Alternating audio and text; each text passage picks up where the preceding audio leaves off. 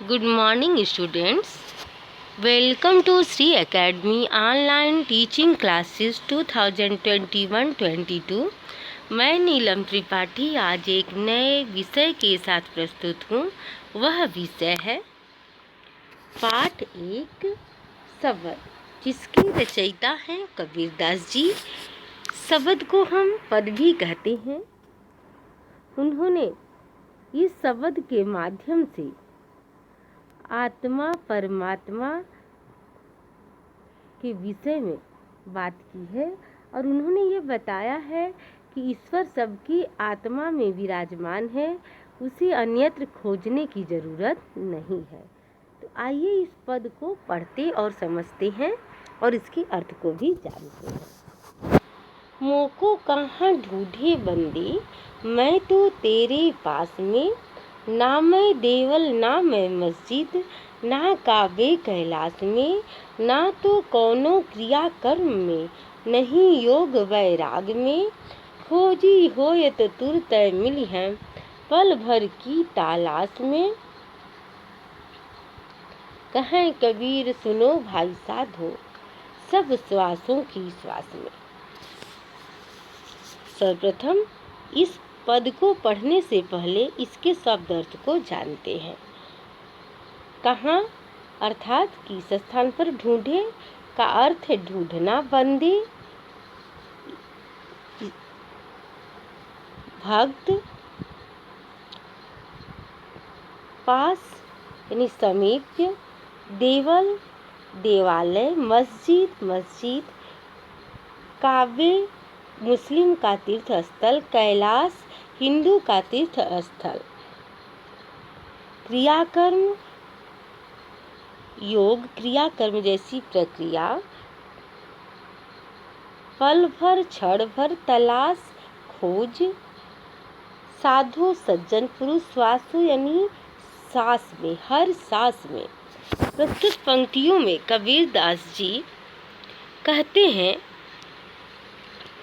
या कबीरदास जी के अनुसार ईश्वर का कहना है कि हे मनुष्य, मुझे आप कहाँ ढूंढते फिर रहे हो, मैं तो आपके आंतरिक आत्मा में ही विद्यमान हूँ। ना मैं देवल ना मैं मस्जिद, ना काबे कैलाश में, ना मैं किसी देवालय में हूँ, ना ही किसी मस्जिद में हूँ, ना किसी काबे पर हूँ, ना कैलाश पर हूँ, और न ही किसी प्रकार के क्रिया कर्म कांड जैसी प्रक्रिया में हूँ, न ही योग और वैराग रूपी साधना में मेरा अस्तित्व है।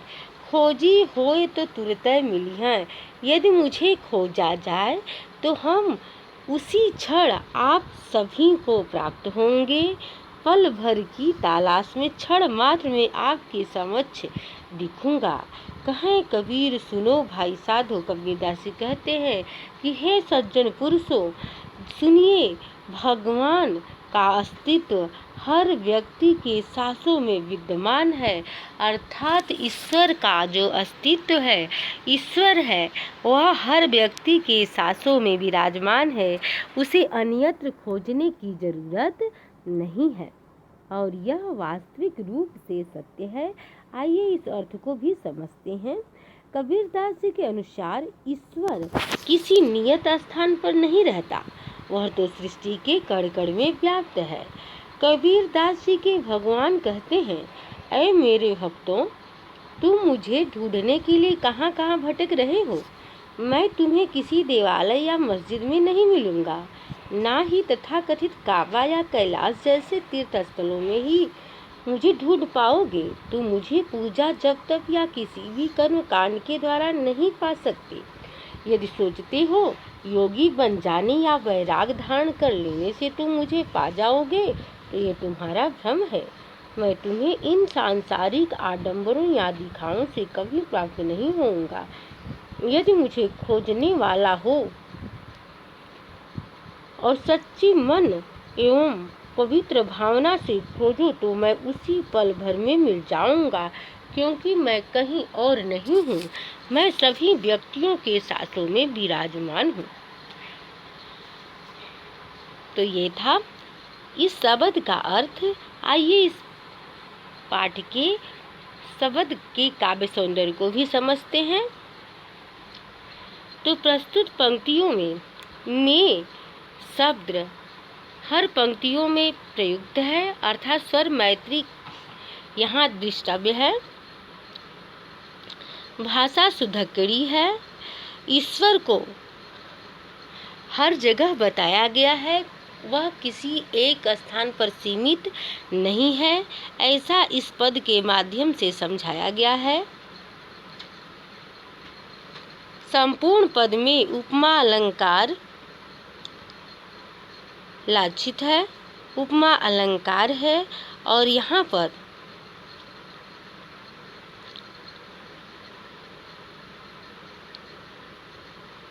शांत रस का प्रयोग दिखाई देता है, अर्थात हर जगह ईश्वर की ही छवि है, हर जीवात्मा में ईश्वर विद्यमान है, ऐसा यहाँ पर बताया गया है। भाषा सरल सहज प्रवाहमयी है। तो आशा है बच्चों आप सभी लोग इस शब्द को समझ गए होंगे। आइए अगले इसके भाग को देखते हैं।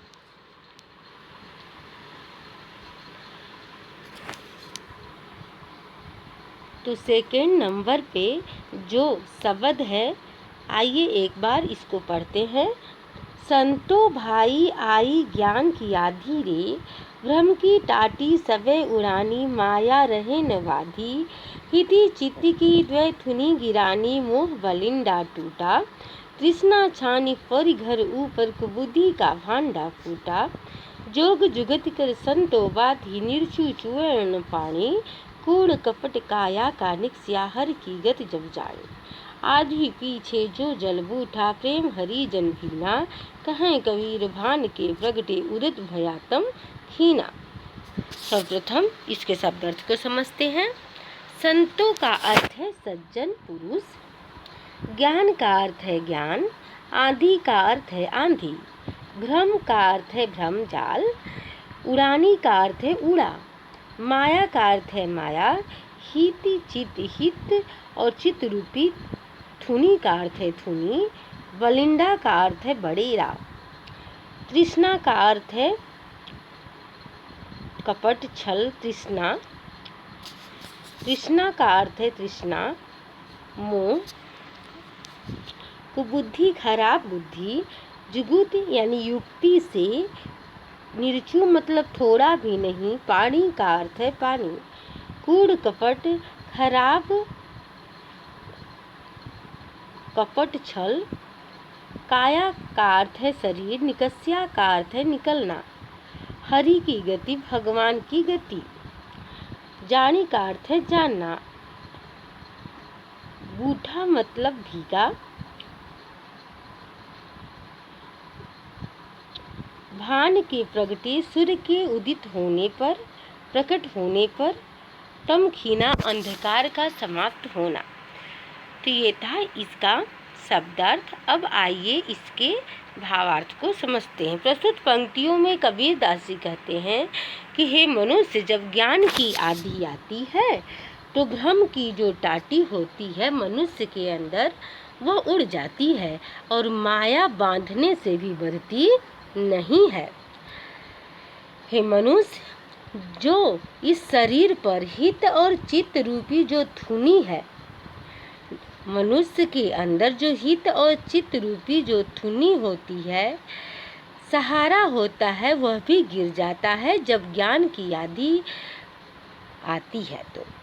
और मोह का जो बलिंडा होता है, बड़ेरा होता है, वह भी इस शरीर पर से हट जाता है, टूट जाता है। तृष्णा छान पर घर ऊपर, और घर के ऊपर जो तृष्णा रूपी छान छप्पर लगा रहता है वह भी समाप्त हो जाता है, और जो मनुष्य के अंदर आंतरिक हृदय में कुबुद्धि रहता है वो उसका भी भांडा फूट जाता है और वह समाप्त हो जाता है। और इसके बाद ज्ञान की आंधी आने पर, ज्ञान का प्रकाश फैलने पर व्यक्ति के अंदर के जितने भी कुबुद्धि होती है, खराब चित्त होते हैं, वो समाप्त हो जाते हैं। इसके पश्चात योग और युक्ति से सज्जनों के द्वारा जब यह शरीर पवित्र कर दिया जाता है तो उसमें थोड़ा सा भी तमस कुबुद्धि रूपी भावना विद्यमान नहीं होती, अर्थात उसमें थोड़ा सा भी कुबुद्धि को आने का कोई रास्ता नहीं बचता। और इस प्रकार से शरीर का कूड़ा और कपट निकल जाता है जब मनुष्य ईश्वर की गति को समझता है।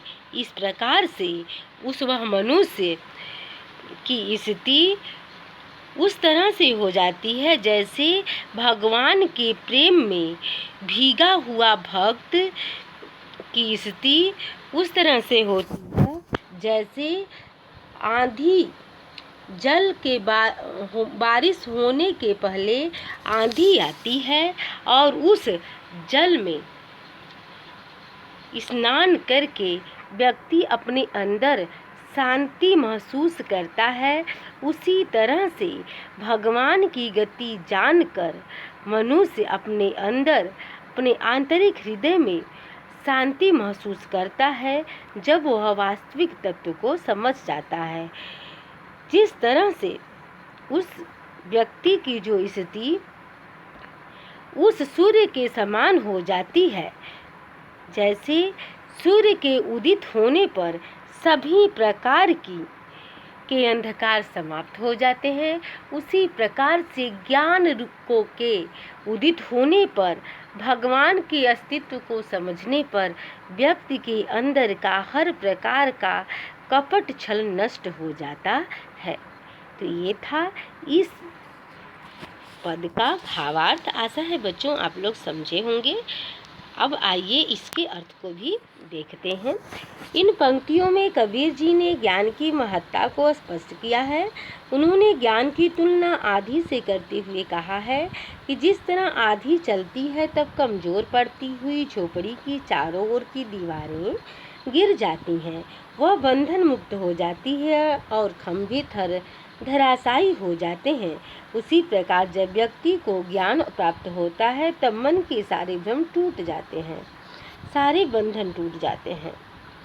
छत को गिरने से रोकने वाला लकड़ी का टुकड़ा जो खंभे को जोड़ता है वो भी टूट जाता है और छत गिर जाती है और रखा सामान नष्ट हो जाता है। उसी प्रकार ज्ञान प्राप्त होने पर व्यक्ति स्वार्थ रहित हो जाता है, उसका मोह भंग हो जाता है, जिससे उसके अंदर का लालच मिट जाता है और मन का समस्त विकार नष्ट हो जाते हैं। परंतु जिनका घर मजबूत रहता है, यानी जिनके मन में कोई कपट नहीं होती, साधु स्वभाव के होते हैं, उन्हें आंधी का कोई प्रभाव नहीं पड़ता है। तो ये था इस पाठ का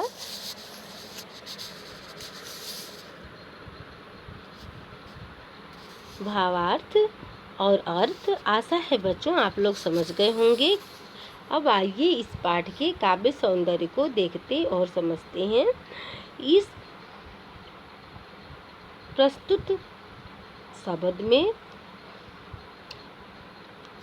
सुधक्कड़ी भाषा का प्रयोग हुआ है और ज्ञान की महत्ता को स्वीकार किया गया है। भाषा प्रवाहमयी प्रयुक्त हुई है।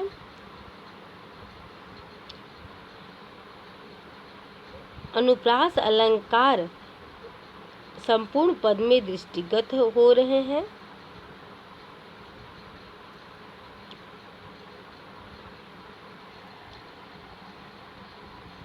और ईश्वर के अस्तित्व को इस पद में भी समझाया गया है कि ईश्वर की गति को जब मनुष्य जान लेता है तो अपने अंदर के हर प्रकार के अहंकार को समाप्त कर देता है। तो आशा है बच्चों आप लोग इस पाठ के भावार्थ, अर्थ और काव्य सौंदर्य को समझ गए होंगे। धन्यवाद।